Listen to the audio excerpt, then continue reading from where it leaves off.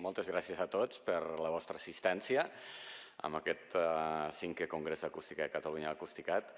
I la sessió d'avui m'hagués agradat que tinguéssim moltes més dades. Anem una mica de retard respecte al plantejament de fa uns mesos en quant al desenvolupament de l'elaboració dels mapes estratègics de soroll, ja us aniré explicant, però bé, sí que tenim dades i dades interessants a difondre, d'acord? Llavors, aquesta sessió va encaminada a explicar aquestes grans eines de gestió que crec que tenen els ajuntaments, que són els mapes estratègics de soroll i els plans d'acció que venen determinats per la Directiva Europea de Gestió Ambiental del Soroll. Aquestes grans eines que són complementàries. Per una part, tenim el mapa que el que fem és una eina de diagnosi per saber on estem en aquell moment, d'acord? I a partir d'aquí donar dades suficients per desenvolupar els plans d'acció, que entendríem que seria l'objectiu principal de la directiva, perquè en el fons el que volem o el que vol Europa i l'administració en general és que l'evolució del soroll a nivell de les ciutats o a nivell de les grans infraestructures vagi disminuint de manera progressiva. És quelcom difícil, però per això hi ha aquesta eina de mapa i pla que s'ha d'anar repetint cada 5 anys. D'acord? Farem la sessió en castellà, tenim com a convidat una persona del Ministeri, per tant ara vaig a canviar de xip, d'acord? I ens passem al castellà. Los mapas estratégicos de ruido, como he comentado, son una herramienta muy importante para los ayuntamientos y para las administraciones para gestionar el ruido, para controlar y gestionar el ruido, ¿de acuerdo? El ruido ambiental que tienen, que es uno de los problemas principales a nivel de salud. Bueno, ya hemos estado viendo, hay difusión en los medios de comunicación, temas de contaminación del aire, pero luego como segundo problema en cuanto a contaminación tenemos el ruido. Y no simplemente es un tema de molestia, que también evidentemente genera conflictos y problemas en la ciudadanía, pero es un tema de salud, ¿no? Por todos los efectos adversos que tiene sobre la salud de las personas. ¿De acuerdo?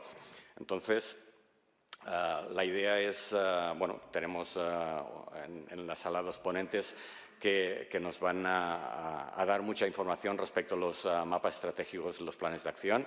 En primer lugar, Miguel Ángel González, que nos viene del Ministerio de Transición Ecológica y Reto Demográfico. Y podríamos decir que es nuestro referente en temas de ruido ambiental. De hecho, trata básicamente ruido ambiental o otros vectores, no sé, del Ministerio. ¿De acuerdo? Hay muy buena relación y en todo caso, digamos, tiene que haber esta coordinación entre administraciones. Y también tenemos en el escenario a Nuria Blanes, que trabaja para el European Topic Center and Health Environment, muy bien, gracias por el apunte, que está adscrito a la Universidad Autónoma de Barcelona y da la coincidencia que están trabajando para la Agencia Europea de Medio Ambiente en la recepción de todos los datos que llegan de las diferentes administraciones estatales y hacen una validación y seguimiento de estos datos, tanto a nivel de mapas estratégicos como planes de acción. Por lo tanto, su información es, bueno, tiene información, podríamos decir, privilegiada en ese sentido, ¿no? ¿De acuerdo? Es un placer tenerla aquí. Doy la palabra, en primer lugar, a Miguel Ángel, del Ministerio, y bueno, y al final intentaremos, y yo creo que lo conseguiremos, que haya un tiempo para que hagáis preguntas o, en todo caso, para debatir ciertos aspectos de lo que vamos a presentar. Gracias. Hola, buenos días y muchas gracias, Eduard, y a los organizadores de Acústica por invitarme a venir. Quería decir que para mí la referencia, dejo de ser yo la referencia, Eduard y el Servicio de Acústica, la Generalitat, para mí son una referencia. Y yo ocupo el área de ruido ambiental en la Subdirección General de Aire Limpio y Sostenibilidad Industrial Y entonces os voy a hablar un poquito de cómo vamos en relación al cumplimiento de la Directiva del Ruido, que, como os ha explicado Eduard, pues son las herramientas que constituyen los mapas estratégicos de ruido para el diagnóstico y los planes de acción para la gestión de los problemas de ruido. Insistiré en la importancia de los planes de acción porque yo creo que es una de nuestras asignaturas pendientes, ¿no?, como acústicos, como dentro de las administraciones. Primero haré unas reflexiones sobre las dificultades que hemos tenido para el cumplimiento de la cuarta fase, que son importantes y que explican los retrasos que estamos teniendo. Daré un poquito un marco general de cómo se cumple la directiva del ruido a nivel europeo y cuál es el control de ese cumplimiento por la Comisión. Os hablaré de los procedimientos de infracción, que es la forma que tiene la Comisión de controlar que los Estados cumplimos y exigirnos ese cumplimiento. Daré una visión general del cumplimiento en la cuarta fase, pero también en las fases anteriores. Y os reflexionaré sobre la información que tenemos pendiente de ser comunicada y el calendario de futuras obligaciones de información. Y luego ya pues pasaré a centrarme un poquito en planes de acción y su importancia, haciendo unas reflexiones, y explicaré por qué desde el Ministerio pedimos tanta información para justificar cuál es el objetivo, para qué sirve esa información. Y luego, para acabar, pues ya a nivel de persona humana, pues haré algunas reflexiones sobre la directiva del ruido, ya que pues es una mesa redonda y podemos pensar un poco en voz alta. Ahora que no nos oye mucha gente, pues reflexionaré en voz alta sobre la directiva del ruido, ¿no? Si trabajáis en mapas de ruido, que muchos de vosotros lo haréis desde vuestras administraciones o de vuestras empresas, sabéis que ha habido bastantes dificultades. Una de ellas ha sido el cambio de metodología, el desarrollo de la metodología NOSOS, que es algo muy bueno porque hace que tengamos una misma metodología a nivel europeo, pero que ha costado mucho tiempo, se ha dilatado en el tiempo, ha tenido que haber ajustes, versiones, y luego ha habido que implantar en los software. Los software, cuando se empezaron a pensar en contratar los mapas de ruido de la cuarta fase, no lo tenían implantado todavía. Luego ha habido un desarrollo muy importante por parte de la Agencia Europea de Medio Ambiente del modelo de datos que se esperaba recibir de los Estados. Ese modelo de datos ha habido que cambiarlo porque además ya existe una obligación explícita de entregar información geográfica y había que incorporar pues requisitos de diferentes directivas y de diferentes normativas en ese mismo modelo de datos, además de hacerlo cada vez más útil y mejor, ¿no? Esos cambios en los modelos de datos, pues al final implican que las instrucciones, lo que se pide a los que desarrollan mapas de ruido, pues tiene que ser explicitado en un pliego, y eso se ha producido con retraso. Los procesos de licitación tienen retrasos también. Luego hay, una vez que se hace el mapa de ruido, hay un proceso de información pública. Y luego yo creo que hay una cosa que es más culpa de las administraciones y de la sociedad en general, que es que ha habido durante mucho tiempo una falta de conciencia de la importancia del ruido. Yo creo que ahora cada vez somos más conscientes de los efectos que tiene, cada vez hay más evidencia científica. Yo creo que el esfuerzo que hace Acústica es buenísimo porque llega a la sociedad y entonces, como no se consideraba algo de primera importancia, pues cuando ha habido sucesivas crisis que todos hemos ido padeciendo, pues estaba a la cola de lo que había que hacer por las administraciones. Bueno, desde el MITECO, desde nuestro ministerio, ¿cuál es el papel? Pues el papel nuestro es intentar facilitar que las autoridades competentes cumplan con sus obligaciones, y para ello, pues, una vez que recibimos la información, pues hay que revisar el formato de la información especialmente para ver que sea consistente con lo que se nos pide para poder comunicarlo.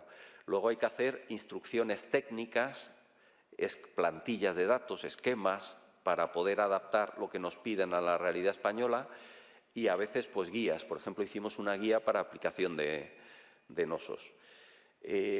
Además, hemos hecho durante estos últimos años un intento de dinamizar la comunidad de autoridades competentes, es decir, hacer conscientes a las aglomeraciones, a los gestores de infraestructuras, que esto estaba encima de la mesa, que no era un adorno, que había obligaciones y que además que hay, como servidores públicos que somos, una responsabilidad de mejorar la vida de la gente, ¿no? Y eso lo hicimos a través del panel de autoridades competentes del SICA.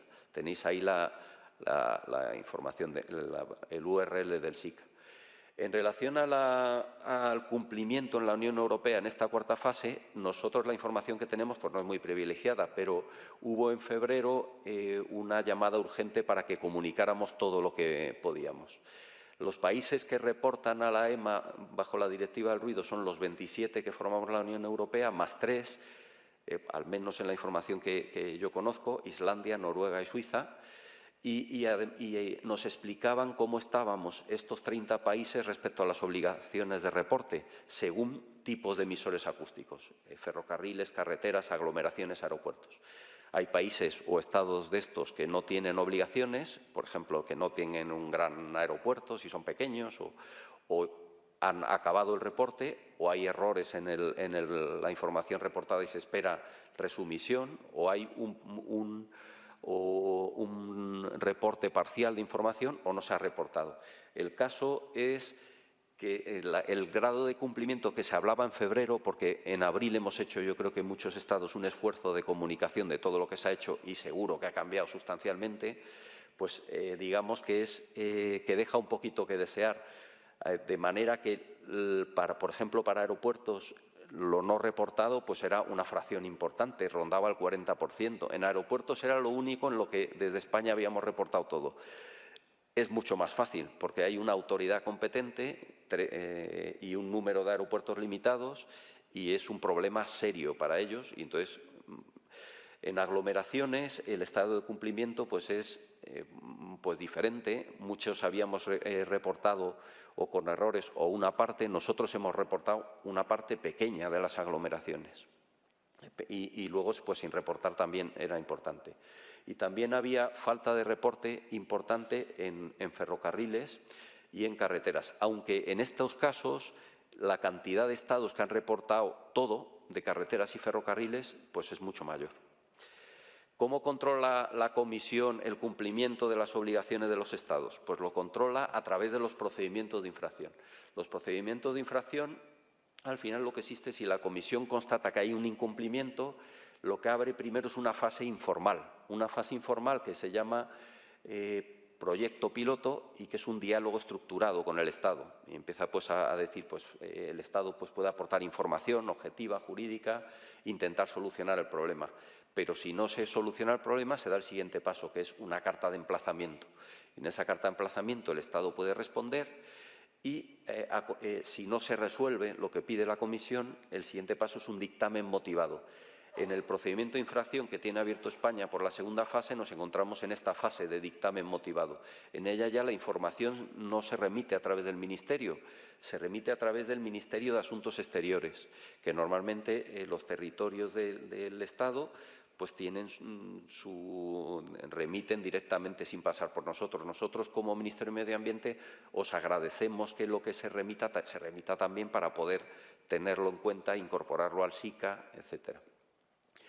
Y si la resolución es insatisfactoria, pues se pasa al Tribunal de Justicia. El Tribunal de Justicia dicta sentencia en un plazo de unos 2 años, resuelve si ha habido un incumplimiento y resuelve qué es lo que debe hacer el Estado y puede haber una posible sanción o una multa coercitiva.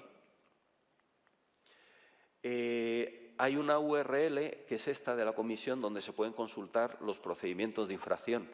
Hay muchos procedimientos de infracción de ruido ambiental que tienen que ver con la mala transposición o no transposición con fecha y tal. Estos son solo los que tienen que ver con mal cumplimiento. En teoría, muchos de ellos serán porque no se han entregado mapas de ruido o no se han entregado. Esta relación son procedimientos de infracción que están cerrados, o sea, ya están resueltos. Los que aparecen sombreados, Malta y Eslovaquia, pasaron por el tribunal. Los que están abiertos son estos otros. Tienen abiertos procedimientos de infracción, al menos en base a la consulta que yo he hecho, Francia, Alemania, Portugal, Grecia, España, nosotros y Polonia. El nuestro es por la segunda fase. Portugal y Polonia los han llevado ya al tribunal. Entonces es posible que se resuelva con una sentencia de algún tipo. Como os decía, pues la remisión de información por nuestro procedimiento de infracción de la segunda fase es a través del Ministerio de Asuntos Exteriores. La verdad es que es muy discutible el sentido o la resolución, porque yo creo que lo que tenemos que hacer las administraciones es servir a la sociedad y a los ciudadanos, solucionarles o mejorar su situación acústica, sus problemas de contaminación, y eso lo estamos haciendo en la cuarta fase, no con la imagen pasada ya de una segunda fase que es casi un ejercicio teórico un poco inútil. Pero bueno, el hecho es que estos procedimientos siguen su curso, ¿no? Si hay una posible sanción, existe normativa a nivel del Estado que nos reparte a las diferentes administraciones la sanción según el grado de responsabilidad que tengamos en el incumplimiento, que os lo apunto ahí. Nosotros en la cuarta fase hemos hecho 5 reportes. Es verdad que la fecha de los mapas estratégicos de ruido era diciembre de 2022, pero otra dificultad añadida también fue, aparte del retraso que llevamos, es el desarrollo que ha sido costosísimo porque se ha incorporado toda la información geográfica de la herramienta de reporte de la Agencia Europea de Medio Ambiente, ReportNet 3.0. Entonces, en diciembre de 2023 y junio de 2024, enero de 2024, reportamos todo lo que teníamos de las diferentes fuentes. Todos los aeropuertos, 5 de 10 autoridades competentes de ferrocarriles, 16 de 29 autoridades competentes de carreteras y solo 15 de 63 aglomeraciones, solo 15, que son el 23, casi 24% de las aglomeraciones que deberíamos haber reportado. Ahora, en abril, con este esfuerzo extra, hemos tenido 4 aglomeraciones más, pero son 19-23, que es el 30% solo. Para el seguimiento del grado de cumplimiento, nosotros lo que os voy a presentar, la información que os voy a presentar, se trata por separado cada aglomeración o cada aeropuerto, aunque en el caso aeropuerto sea una única autoridad competente, pero se tratan conjuntamente todas las unidades de mapas estratégicos que una misma autoridad competente de ferrocarriles tiene o de carreteras. Entonces, en este caso, pues ahí tenéis los datos de lo que aplica o no en una u otra fase, porque las aglomeraciones o las entidades que tienen que reportar información van cambiando. El DF1.5 es el flujo de información de comunicación de los mapas que se van a hacer, el DF4.8 son los mapas estratégicos de ruido y el DF7.10 los planes de acción. Para explicar cómo van cambiando las autoridades competentes o las entidades de reporte, pues aquí en Cataluña tenemos, por ejemplo, el caso de Barcelones 1 o de Baix Llobregat 1, que han cambiado en las diferentes fases, o en Canarias teníamos una aglomeración supramunicipal que era Santa Cruz de Tenerife y La Laguna, y que ahora son 2 aglomeraciones diferentes.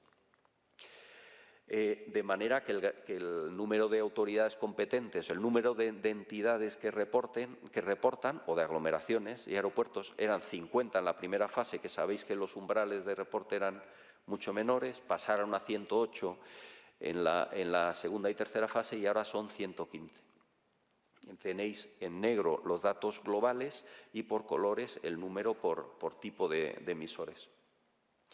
¿Qué información se ha comunicado de mapas estratégicos de ruido por fase? Pues en la primera fase, que había mucho ánimo, se impulsó mucho la directiva y además había pocas autoridades competentes, reportamos todo, cumplimos el 100% de mapas estratégicos de ruido. Sin embargo, en la segunda y en la tercera fase, pues no reportamos todo, reportamos el 78% y el 74%. Por la segunda fase es por lo que nos abrieron el procedimiento de infracción. En esta cuarta fase vamos por 47% de esas unidades de reporte, que es, la verdad, es que vengo aquí a dar un poco de lástima y hacer un poco de polimalo para deciros que animaros a que tenemos que cumplir y aunque vayamos con retraso hay que hacer el trabajo, hacerlo bien y cumplirlo. Aquí tenéis además la suerte de que contáis con un servicio de acústica que os apoya, que es excelente y que os va a ayudar en todo lo que necesitéis. De planes de acción, el DF7.10, pues el grado de cumplimiento ha sido mucho menor, incluso en tercera fase. Aquí hay datos solo de la primera, segunda y tercera fase, porque en cuarta fase el plazo acaba, en teoría, en ReportNet en enero de 2025 para comunicar esta información. Hemos recibido solo 2 o 3 planes de acción de cuarta fase por ahora. En primera fase recibimos el 66% de lo que debería haberse entregado, en la segunda fase el 62% y en tercera fase solo el 49%. Lo cierto es que los planes de acción son la herramienta de intervención de la Administración para gestionar esos problemas que se han diagnosticado. O sea, son la parte importante del trabajo. Es aquí donde cambiamos la vida de la gente o mejoramos en la medida que podemos. Entonces, son muy importantes. Si lo analizamos a nivel del Estado, vemos que no se distribuye de manera homogénea la responsabilidad de cumplimiento de la Directiva del Ruido. Pongo Estado porque hay administraciones, 3, que tienen que entregar mapas de ruido y planes de acción, que son aeropuertos, carreteras y ferrocarriles. Aeropuertos los tenemos, pero nos faltan carreteras y ferrocarriles. Son solo 2. Como es un análisis por número de autoridades competentes, parece que no son muchos, pero sin embargo gestionan la mayoría de los kilómetros de las fuentes de ruido. O sea, es muy importante. Del Estado esperamos, pongo velas todos los días a San Ignacio y a quien sea, esperamos que en pocos meses recibamos carreteras y ferrocarriles. Pero luego, a nivel de territorios, de regiones en España, pues Andalucía tiene una responsabilidad muy grande. Nos faltan por recoger 13 mapas estratégicos de ruido. Cataluña sois los más importantes, 17. La Comunidad de Madrid, 6, y las Islas Baleares y Canarias, pues 5 y 4. Entonces, tenéis una especial responsabilidad en que el Estado pues, reporte la información que se espera de nosotros. Esto es para ilustrar la importancia de esas 2, que somos Administración General del Estado y que parece que son solo 2, pero son las más importantes. Tenéis a la izquierda los ferrocarriles que dependen de Adif en azul, que son la gran mayoría de los kilómetros. Entonces, cuando nos reporte Adif vamos a tener, pues yo no sé si decir si el 80 o el 85% o el 90% del recorrido de emisores acústicos tipo ferrocarril. Y a la derecha tenéis los grandes ejes viarios. Lo que aparece en verde es la red de carreteras del Estado que está sometida a obligaciones de mapas de ruido. Es decir, a lo mejor son el 80%. Recogida esta información, vamos a tener en la cuarta fase mucha información para poder abordar y estudiar y pensar qué pasa con el ruido a nivel del Estado, que yo creo que es un esfuerzo pendiente y que tenemos que hacer. A nivel de Cataluña he generado esta tabla, que son las entidades que han tenido obligaciones de mapas de ruido y planes de acción a lo largo de primera, segunda, tercera y cuarta. Cuando aparece sí es que recibimos lo que esperábamos, cuando aparece una rayita es que no había obligación. Algunas se desdoblan. Baix Llobregat 1, pues era una única aglomeración en la que estaba el Hospitalet en primera fase, pero luego ya en tercera pues desaparece aparece el Hospitalet de Llobregat por separado. Yo creo que puede haber errores porque está basado en información de estudios recibidos y que están en el sistema de información sobre el ruido, en el SICA. De la segunda fase, que es la que tiene el procedimiento de infracción, nos faltaría información en el SICA, en que obre pues de 4 entidades que están ahí marcados, que son Diputación de Girona, Reus, Vallès Occidental 1 y el Hospitalet de Llobregat, Baix Llobregat 1, que era en segunda fase. Pero de las aglomeraciones son solo los planes de acción. Es cierto que es un ejercicio, pero si se puede comunicar un documento a través del Ministerio de Asuntos Exteriores, yo creo que eso ayuda de cara a Europa, porque Europa está viendo que, oye, no logramos alcanzar todos los retos, pero estamos trabajando en ello, y especialmente si en la cuarta fase cumplimos, porque en la cuarta fase sí que son las herramientas eficaces para los problemas de la población. En la cuarta fase hemos recibido mapas de ruido de la Diputación de Girona y nos faltan todos los demás, aunque sabemos que estáis haciendo un esfuerzo increíble y que vamos a tener muy pronto muchos mapas de Cataluña. Es nuestra nuestra gran ilusión también. Si tuviéramos, y es una hipótesis que yo creo realista, los mapas de Cataluña y los mapas de carreteras y ferrocarriles del Estado, pasaríamos al 63% de cumplimiento en unos meses. Yo espero que a lo largo de este 2024 se eleve bastante el grado de cumplimiento. Nos va a costar con muchas aglomeraciones. También hago este esfuerzo de divulgación de dando lástima, pues también ante los compañeros de la Junta de Andalucía, por ejemplo, que son responsables de muchas aglomeraciones. Bueno, los planes de acción no son solo una obligación de comunicación de información, es la principal herramienta para mejorar la vida de los ciudadanos, planificando medidas para gestionar el ruido. En el MITECO intentamos elaborar unas instrucciones, como hicimos para los mapas de acción, que están disponibles en SICA, que tienen un guión tentativo de un posible contenido que os pueda orientar de qué contenido puede tener una memoria de un plan de acción. Yo creo que tenéis la suerte de tener a Eduard y al Servicio de Acústica de la Generalitat, que seguramente pues, os guiarán de manera mucho más pormenorizada. Y no es un trámite, tiene que ser un documento que planifique y esa planificación sea ejecutiva. Tiene la capacidad de mejorar la exposición al ruido de la población. Es importante que se planifique, ejecute y que sigamos lo que digamos en el plan de acción, sigamos cómo lo estamos implementando. Porque en la quinta fase, respecto de la cuarta fase, se nos va a pedir cuál es el grado de ejecución de lo que habíamos previsto, de medidas y de presupuesto.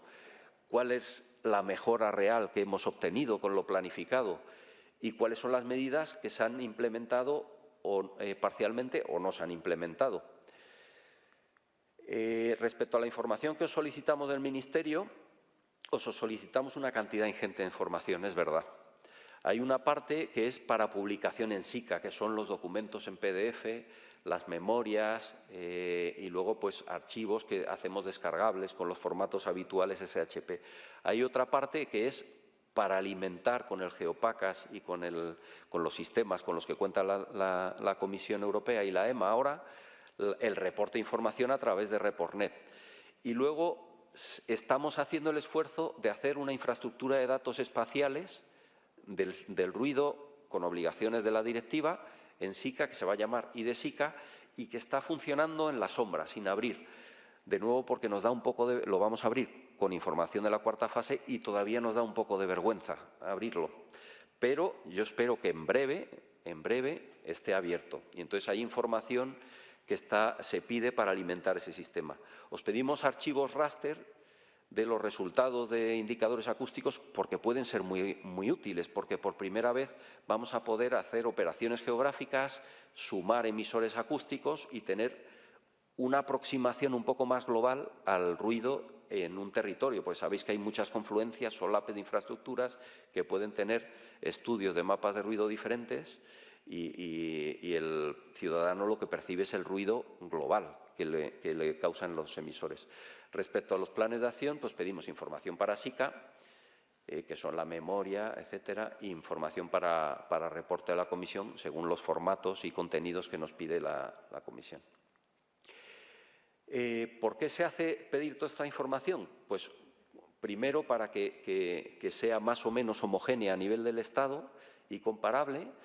Luego, para tener unos conjuntos de datos espaciales homogéneos que alimentarán esa infraestructura de datos espaciales del IDSICA.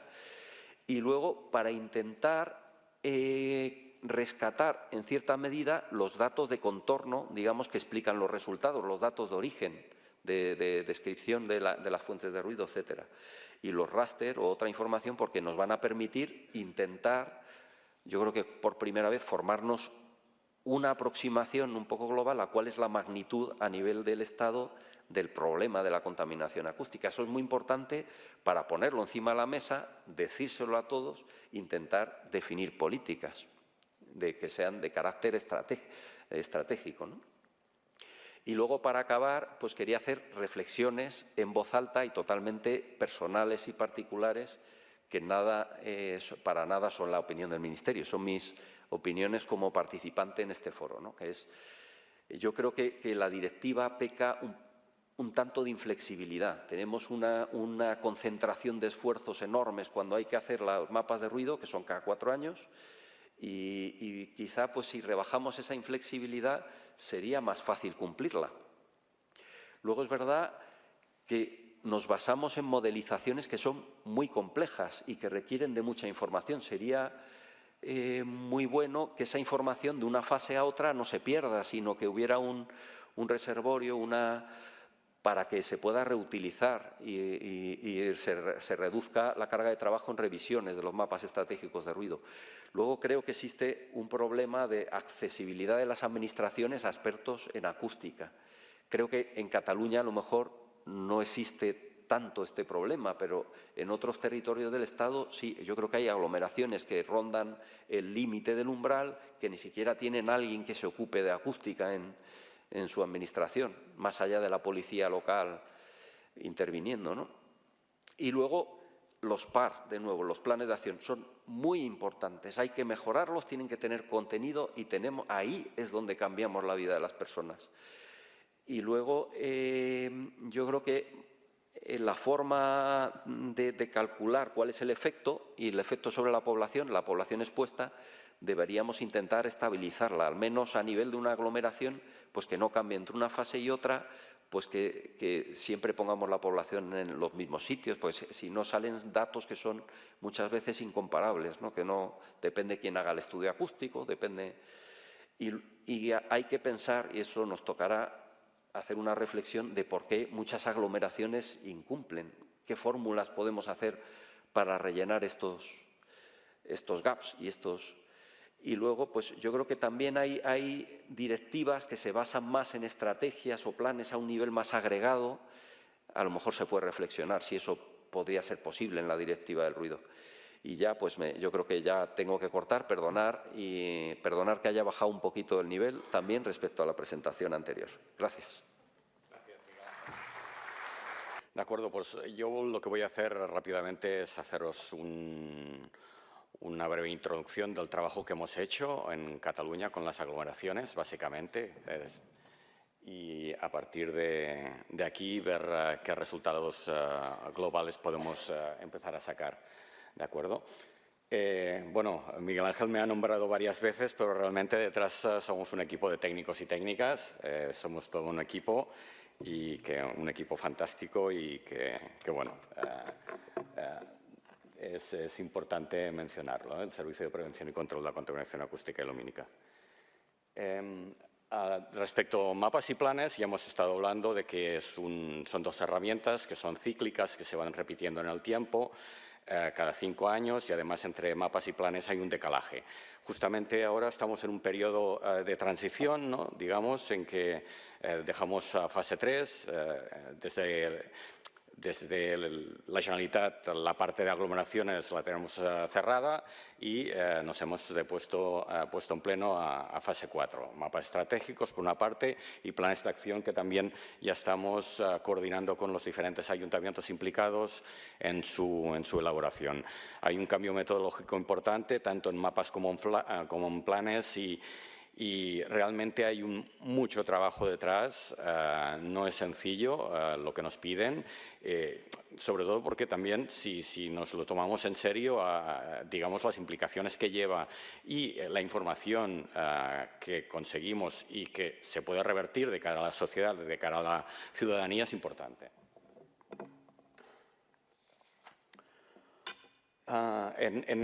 ¿Por qué hay mucho trabajo? Bueno, Miguel Ángel ya ha apuntado, ha habido un cambio, ha habido unas modificaciones de la directiva, han cambiado algunos anexos en que uno de los objetivos ha estado justamente en cambiar el método con el que se realizan estos mapas estratégicos de cara a poder tener datos más comparativos entre diferentes, por ejemplo, países, ¿no?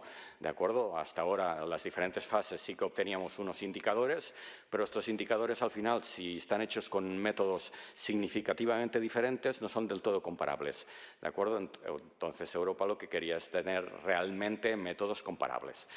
Aunque hay pequeñas diferencias entre países a la hora de aplicar el método, entendemos que ahora será mucho más comparable, la verdad, los datos de población y de distribución espacial del ruido respecto a lo que había en otras fases. ¿De acuerdo? Y se incorpora también, importante, cálculos específicos de efectos sobre la salud. ¿De acuerdo? ¿Cuál es este cambio? ¿Cuál ha sido la dinámica, el procedimiento a la hora de elaborar estos nuevos mapas estratégicos? Realmente lo que se ha tenido que hacer es aplicar un método de cálculo. Este método de cálculo se basa en caracterizar previamente todas las fuentes de ruido. A partir de aplicar este método de cálculo, que bueno, no deja de ser aplicar fórmulas de física de la propagación del ruido en exteriores, obtenemos unos niveles y a partir de estos niveles se pueden calcular, por ejemplo, el porcentaje de población expuesta a estos niveles, ¿no? ¿De acuerdo? Todo esto, evidentemente, para aplicar todo esto se necesita toda una serie de software o programario específico en cálculo y tratamiento de cartografía. ¿De acuerdo? De entrada, aquí en Cataluña, toda la parte cartográfica la hemos podido obtener a partir del Instituto Cartográfico de Cataluña. Evidentemente, como estamos hablando de aglomeraciones, todo lo que son datos para poder caracterizar el ruido a nivel municipal ha venido de información que nos han facilitado los ayuntamientos. La parte de población nos la ha facilitado IDESCAT, ¿de acuerdo?, que tiene la población distribuida de todos los municipios de Cataluña, y a partir de aquí, bueno, a ponernos a calcular. La verdad es que tenemos, sí que hemos tratado con muchos ayuntamientos. Algunos han colaborado desde el primer día y nos han facilitado mucho el trabajo, pero algunos de los problemas de tener estos retrasos justamente ha estado en poder obtener una buena calidad de datos de entrada, lo mínimo exigible para tener una mínima también precisión en cuanto a datos de salida, y con algunos ayuntamientos sí que hemos tenido realmente algunos problemas de falta de coordinación, podríamos decir. Esta sería una pantalla utilizando un software de cálculo, ¿de acuerdo? Fijaros en que es el ejemplo de la aglomeración del Tarragonés. Tenemos que tener un modelo digital de la ciudad en 3 dimensiones y a partir de aquí caracterizar todos los focos de ruido. Cuando hablo de focos de ruido estoy hablando de tráfico viario, ferroviario, aéreo, ruido industrial, y en Cataluña además tenemos una tipología adicional que creemos que es importante para dar respuesta luego de estos datos a la ciudadanía, que sería toda la parte de ruido asociada a ocio y actividades comerciales, ¿de acuerdo?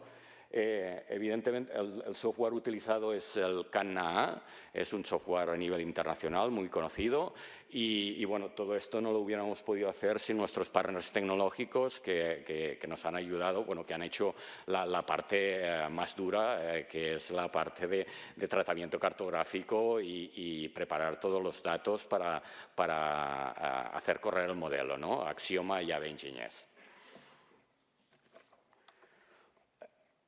Este sería los datos que obtenemos a partir de este software de modelización, ¿de acuerdo? En 2D o en 3D, lo que vemos aquí representada es la cartografía de fondo y los mapas distribuidos de diferentes indicadores. En este caso, la directiva nos pide 4 indicadores de ruido diferentes, y para cada tipología de fuente de ruido y para el ruido total tenemos esta información. De hecho, tenemos muchos mapas, ¿de acuerdo? Y a partir de aquí, evidentemente, de estos mapas podemos extraer toda una serie de información a nivel numérico. ¿De acuerdo? Como veis, lo que se ve es una distribución de los niveles en función de las fuentes de ruido y su propagación a medida que nos alejamos en distancia. ¿De acuerdo? Pero lo más importante, creemos, que es lo que podemos obtener a partir de estos mapas, que son, por ejemplo, los mapas de superación. Lo que hacemos es superponer los valores límite existentes en los mapas de capacidad acústica con la capa del ruido existente, o el ruido total, o las diferentes fuentes de ruido, ¿de acuerdo? Podemos saber exactamente en qué zonas hay superación, y además, como sabemos dónde tenemos ubicados los receptores sensibles o dónde están los usos residenciales, los usos sanitarios educativos, etcétera, podemos específicamente saber si estos receptores sensibles están superando o no con valores límite, ¿de acuerdo? Pero es que además, como sabemos cómo está distribuida la población en el uso residencial, donde hay más densidad, donde hay menos densidad, tenemos también información de si hay superación, dónde hay más gente expuesta.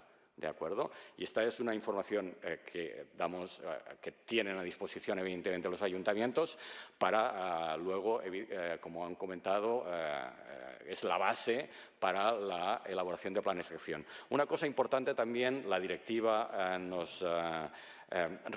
nos pide o da mucha importancia a las zonas tranquilas, lo que comentaba la Antonella, ¿de acuerdo? Es decir, hay un hilo conductor y todo está asociado.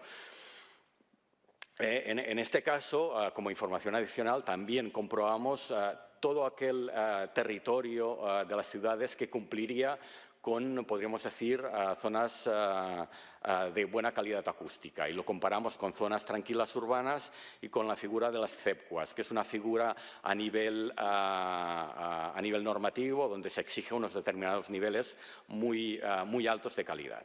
¿Sí? Las aglomeraciones, por si no lo sabéis, bueno, hay aquí algunos ayuntamientos y por lo tanto seguro que se sienten identificados. En Cataluña tenemos 7 aglomeraciones supramunicipales, es decir, que conforman más de un municipio. Cuando hay una continuidad urbanística, lo que se hace son aglomeraciones, ¿de acuerdo? Y 5 aglomeraciones de carácter municipal, en total 12. ¿De acuerdo? Y si contáramos la población, la suma total, llega a cerca de los 4 millones de personas, con lo cual aquí tendríamos el 50% de la población de toda Cataluña. Para que os hagáis una idea del trabajo que ha supuesto todo esto, empezamos a trabajar ya en temas de mapas estratégicos en junio, convocando ayuntamientos, explicando el proyecto, las necesidades, la importancia de todo esto. Evidentemente, encantados los ayuntamientos de que les diéramos asistencia técnica. Y a partir del octubre del 2021 hasta abril 22 se hizo un trabajo previo para recopilar datos y para ponerles orden, ¿no? Es decir, para ver qué faltaba, qué no faltaba, si se tenía que subcontratar algo, y a partir de aquí sí que empezamos todo lo que es la parte de cálculo. Con lo cual llevamos, ya veis, desde el mediados 2022 hasta ahora 24, 2 años de trabajo intenso. Bueno, a partir de ahora lo que nos queda es lo que veis a la derecha, ¿de acuerdo? Prácticamente tenemos gran parte ya realizado, validado por los ayuntamientos, y lo que se trata ahora es de empaquetarlo para darlo al ministerio, que está esperando. En cuanto a resultados, estos serían los 4 indicadores, LD en L día, L tarde y L noche, ¿de acuerdo? Con la población expuesta a diferentes niveles. Aquí falta por incorporar Barcelona, que es una aglomeración municipal que lo está haciendo de manera independiente. Esto no lo había igual comentado, pero estamos haciendo los mapas estratégicos desde la Generalitat para todas las aglomeraciones de Cataluña, excepto Barcelona, que bueno, también tiene una unidad en temas de control y gestión de contaminación acústica muy potente, y decidieron que serían ellos. ¿De acuerdo? Entonces, bueno, aquí veis la distribución de población, también en unos quesitos muy bonitos. Y una de las conclusiones importantes es que la fuente principal, pero con mucha diferencia, es el ruido de tráfico viario, ¿de acuerdo? Que afecta a prácticamente al 100% de la población. Aquí tenemos la afectación, no la importancia de la afectación. Es decir, cuánta gente está expuesta en mayor o menor medida al ruido, de las diferentes tipologías de ruido. Y ya vemos que la principal, con diferencia, es el viario, ¿de acuerdo?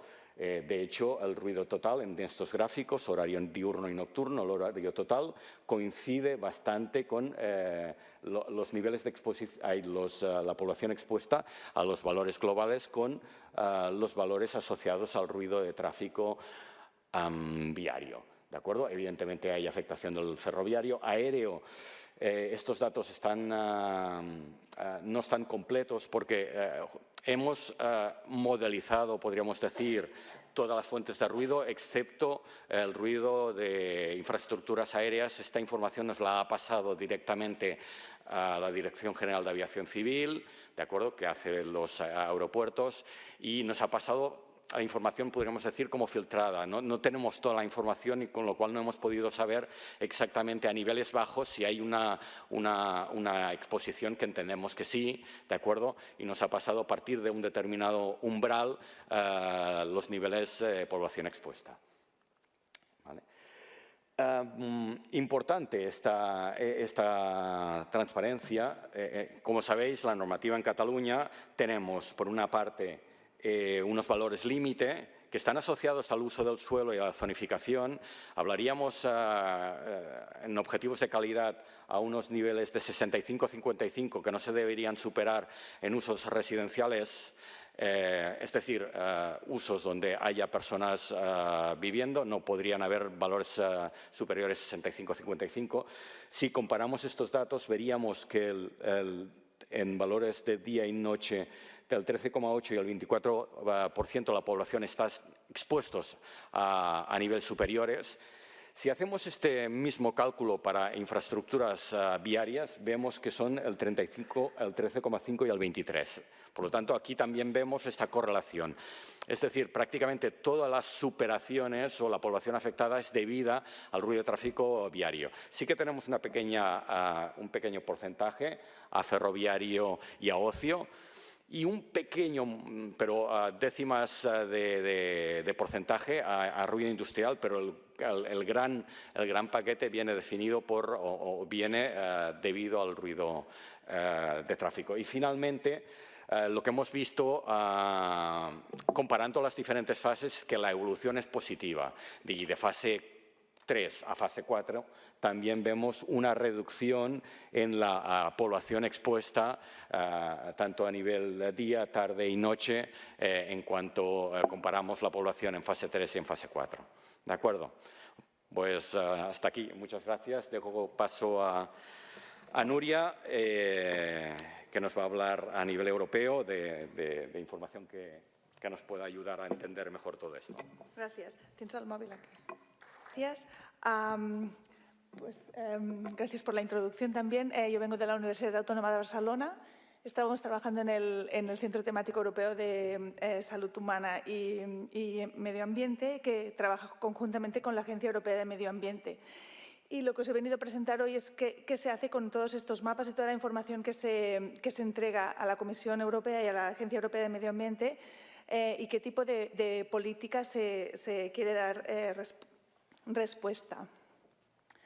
La pasaré muy rápido porque ya han hablado todos de la directiva y todos también han hablado de los desarrollos asociados, los métodos de cálculo, también la plataforma de datos que se ha implantado ahora para hacer la información más comparable con todos los Estados miembros que se recibe. Aquí falta también el anejo 3, que son los métodos de evaluación de los efectos nocivos, que también se ha hecho un esfuerzo de armonización para tener esta información, y disponemos de los datos que han estado hablando todo el rato Miguel Ángel y Eduard, básicamente de los mapas de isófonas y de las personas expuestas al ruido en las diferentes fuentes por el EDEN y el ENOCHE.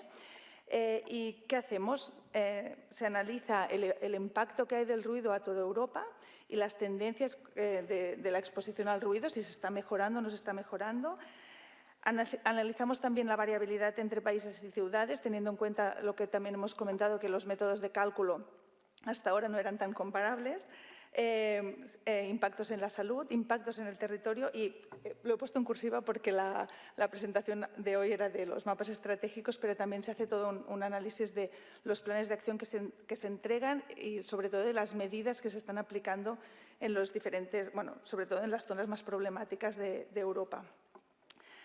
Lo que se quiere dar respuesta básicamente es en el cumplimiento de la directiva, como ha comentado Miguel Ángel.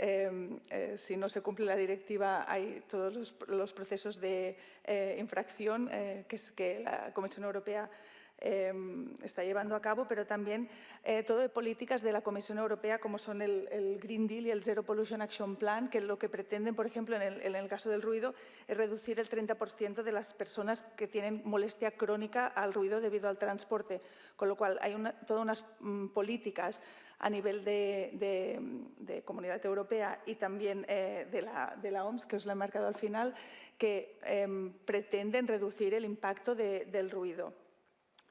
A grandes rasgos, esta es la información que teníamos a 2017, como os han comentado los compañeros, la información que se ha recibido hasta ahora en 2022 os la enseñaré en la última diapositiva, pero no es, digamos que esperábamos tener mucha más información a día de hoy. Se están recopilando ahora todos los datos para hacer el último informe de la Agencia Europea de Medio Ambiente, pero con, digamos, todos los datos que faltan, ¿no? Con lo cual, la primera cosa que hacemos es, como veis allí, es mirar todos los datos que tenemos reportados por las diferentes fuentes de ruido, tanto dentro como fuera de las aglomeraciones, y estimar toda la información que falta. Esto también va a pasar con los datos de 2022 y además también intentamos hacer un análisis de la información que falta, que está pidiendo, por ejemplo, la OMS, que no son los límites que está pidiendo la directiva, van un poco más para abajo. Y estimamos también, bueno, con los datos de los mapas de las exófonas, se están haciendo algunas pruebas para ver si con aprendizaje automático, un poco de inteligencia artificial, se pueden crear algún tipo de mapas que nos puedan dar, digamos, rellenar los espacios vacíos que tenemos en Europa. A partir de aquí, se hacen análisis de variabilidad entre países, ciudades, fuentes de ruido, indicadores. Aquí tenéis un ejemplo del porcentaje de población expuesta a más de 55 decibelios al ruido de tráfico viario, ¿no? Dentro de todas las aglomeraciones que hay. Estos son datos entregados más datos estimados. Estoy hablando de 2017. Hay una gran variabilidad entre ciudades. También se debe a la relativa comparabilidad metodológica, que se espera que con los datos que habrá ahora en 2022 esto se solvente. Y se hacen, aquí os he puesto algunos gráficos donde hay, por ejemplo, este es el tráfico viario dentro de aglomeraciones, el porcentaje de personas expuestas a el EDEN por todas las aglomeraciones que tenemos en cada uno de los países. O sea, como veis, vamos del 25% hasta el 95%. Había una gran variabilidad de estos porcentajes. En rojo hay las aglomeraciones de Cataluña en el año 2017. Y se hacen análisis similares. Esto es por el Enoche. Hay todo el mismo tipo de caracterización de lo que está pasando en el ruido en las diferentes fuentes. Os he puesto también el ruido ferroviario, pero bueno, hay información de todo. Como veis aquí, los porcentajes son mucho menores a nivel europeo. Bien, entonces con toda la información de personas que están expuestas a los diferentes indicadores y a los diferentes valores del indicador, a partir de esta población se calcula el impacto en la salud. Estos son los indicadores que pide la OMS o que determina la OMS, que se ha estudiado que el ruido afecta a la salud. Lo leo porque no me lo sé en castellano. Molestias intensas, alteraciones graves del sueño, enfermedades cardiovasculares, muertes prematuras y desarrollo cognitivo en los niños. Estos son los números que se han calculado a nivel de toda Europa con los datos de población estimados, la problemática que podemos llegar a tener. La Agencia Europea de Medio Ambiente también pidió un estudio sobre el impacto conjunto del ruido total al tráfico viario y a la contaminación del aire, que lo tenéis aquí. digamos que en este estudio se pudieron incorporar las ciudades de los países que veis en este mapa. España no estaba allí porque en ese periodo se estaban entregando líneas como isófonas. Entonces, solo se pudo hacer el análisis cuando teníamos áreas ocupadas, ¿no? Que esto también se va a mejorar con la armonización del tipo de datos que se tienen que entregar a partir de ahora. ¿Y qué se estudiaba, ¿no? en este impacto en la salud un poco común? Lo primero que se miró fueron los riesgos de salud por ruido y PM2.5 o NO2 y se comparaba a nivel de grid de una ciudad. Los puntos eran por muerte prematura por NO2 en este caso o por el otro vector de aire y el color de la celda sería la molestia intensa a largo plazo por el ruido, ¿no? Pero no se quiso quedar solo aquí, intentó hacer como una comparativa, una combinación, perdonad, a nivel de cada ciudad del riesgo de salud que podíamos tener si habitábamos en esta ciudad, ¿no? Esto nos daría como la calidad ambiental de la zona donde tú vives, ¿no? Combinando el indicador de ruido con el indicador del aire. Y después había también un estudio de morbilidad que se calculó en DALIS, que era el riesgo combinado con el número de personas que vivían, ¿no? O sea, por cada ciudad tú también puedes tener las áreas en las que la mayoría de personas están expuestas y pueden tener un riesgo mayor, con lo cual, aplicando medidas correctores en estos puntos, puedes beneficiar a más gente, ¿no? por ambos vectores ambientales. Impactos en el territorio.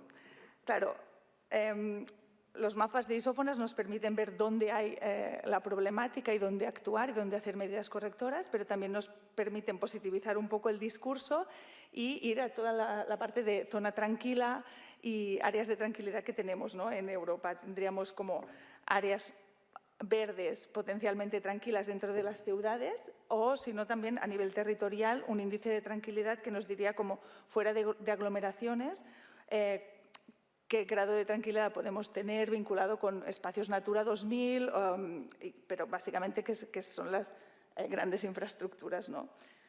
Aquí os he puesto en la siguiente como el flujo de análisis que se hizo, ¿no? Para determinar, ¿no? a nivel de cada ciudad qué grado de tranquilidad podía tener la ciudad, ¿no? Y establecer y caracterizarlas y compararlas entre ellas. En este caso, a nivel europeo, el dato que se pide de forma como homogénea sería la isófona de 55 decibelios, con lo cual es a partir de aquí con lo que nosotros podemos determinar qué sería tranquilo o qué no. Que, digamos que si vamos más al detalle, quizás 55 decibelios no es tranquilo, pero a nivel europeo es el dato que tenemos comparable para toda Europa. Entonces, a partir de aquí se miraban, ¿no? qué espacios verdes dentro de ciudades estaban por debajo de estos 55 decibelios y cuánta gente podía acceder a estos espacios desde tanto áreas ruidosas de la ciudad como áreas ya previsiblemente un poco más tranquilas de la ciudad, ¿no? Para ver también qué tipo de accesibilidad hay en estos áreas tranquilas y verdes. Claro, no solo miramos una imagen, también hacemos cuál es la evolución.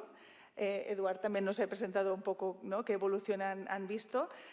Esto es de 2007 a 2017, o sea, contempla las 3 primeras fases. Y como veis, la tendencia que se observa a nivel europeo, aunque también hay todos los datos estimados a 2017, es que el número de personas a los diferentes focos no se ha reducido. No tenemos ahora datos de 2022, faltará evaluar la comparabilidad de esta tendencia que podemos observar con la información que vamos a recibir de cuarta fase, que se aplicaba a partir de 2018. Y digamos que esto también liga un poco con la siguiente análisis. Intentamos hacer, hace ya 2 años me parece, dónde estaríamos en 2030 para intentar dar respuesta a la política del Zero Pollution Action Plan que pedía si podríamos estar reduciendo al 30% las personas que estuvieran molestas crónicamente, ¿no? En el estudio que se hizo se vio que no se cumplirá el objetivo en prácticamente ninguno de los focos, excepto en el escenario más optimista para el tráfico aéreo, ¿no? Sobre todo en ferrocarriles se ve que habrá un aumento de la población expuesta. Y básicamente también lo que se vio es que con solo un tipo de medidas no se podía conseguir nada, sino que tenían que ser medidas, digamos, que se aplicaran conjuntamente en el territorio. Lo que vamos a hacer este año es, estamos recalculando el 2017, basado en los datos que tenemos de 2022, para volver a calcular estos escenarios, a ver si varían un poco con los nuevos datos que se obtengan ahora en los mapas de cuarta fase.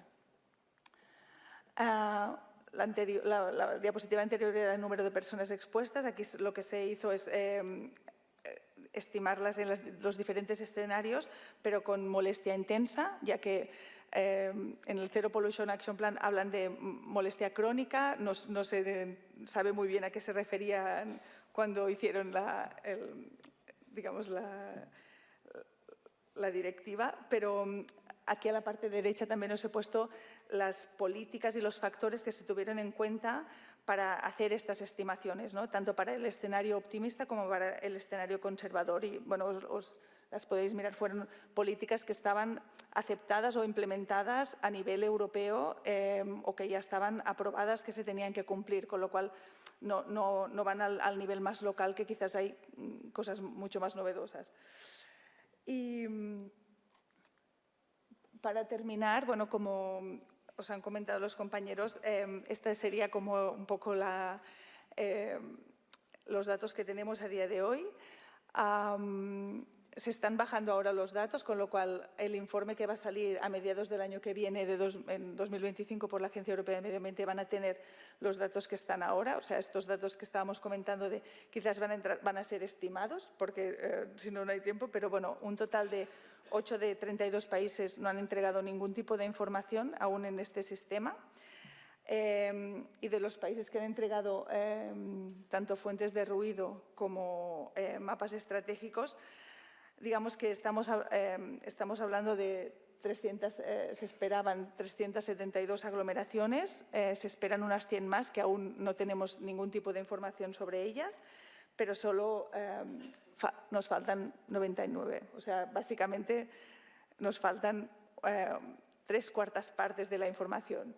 En aeropuertos está todo un poco mejor también, pero bueno, como os han comentado los compañeros, el grado de cumplimiento no es el que se esperaba. Hay mucha demora en recibir los datos y, bueno, justo ahora se están recopilando estos datos, aunque haya aún todos estos agujeros que se van a rellenar como se pueda. Entonces, bueno, como se ha hecho hasta ahora. Os he dejado también todo de links a diferentes, supongo que van a pasar las diapos, por si queréis más información a todo de informes. Y ya está, muchas gracias. Y espero que haya sido útil.